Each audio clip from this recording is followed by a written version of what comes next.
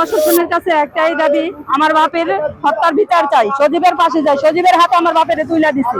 সজীব, Rocky, উজ্জ্বল, হানিফ, রমজান, ওদের আরো অনেক আছে ওদের সাথে জড়িত, বহু বড় বড় নেতা আছে ওদের সাথে জড়িত। ওদেরকে উল্লেখ করলাম না, ওদেরকে সবার, আমার বাপের সাথে যারা মৃত্যুবরণের কাছে আর কি জড়িত আছে, ওদের সবার কাছে আমি একটাই দাবি, আমার বাপের মারলো কেন, আমার বাপে কি করছে, মারলো কেন, ওদের কাছে একটাই দাবি, ফাঁসি চাই, ওদের ওদের ফাঁসি চাই। চুপ কেন, আমাদের কি দিয়ে পরিচয় করছে, রাস্তায় নামাইছে কেন, আমাদের তো এখন ঘরে থাকার কথা, রাস্তায় নামাইছে কি, আমার বোনের রাস্তায় নামাইছে কেন, এখন তো স্কুলে থাকার কথা, ওকে রাস্তায় নামাইছে কি,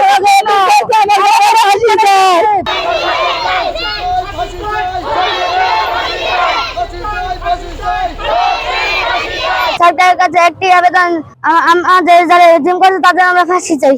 আমার বাবার খুনিদের ফাঁসি চাই, সজীবের ফাঁসি চাই, সজীবের ফাঁসি চাই, রকিব, সজীব, উজ্জ্বল ফাঁসি চাই, তাদের তাদের সবাইকে আমরা ফাঁসি চাই। আমার ভাইয়ের যাতে আমি বিচার পাই, আমার ভাই এরকম অমানবিক নির্যাতন হয়ে কেন মরল, আমার ভাই কি করছে, কি অপরাধ করছে, আমার ভাইয়ের বিচার চাই। আমি বাংলাদেশের প্রধানমন্ত্রী তারেক রহমান সাহেব, ওনার কাছে আমরা বিচার চাই, আমার ভাই কি কারণে মরবে, আমার ভাইয়ের এরকম অমানবিক নির্যাতন করা। সজীব থানা অধীন আমরা দরখাস্ত করছি, মামলা করছি, আমরা যাতে অতি দ্রুত এই আসামির যাতে আমরা থানার ভিতরে লকআপে দেখতে পাই।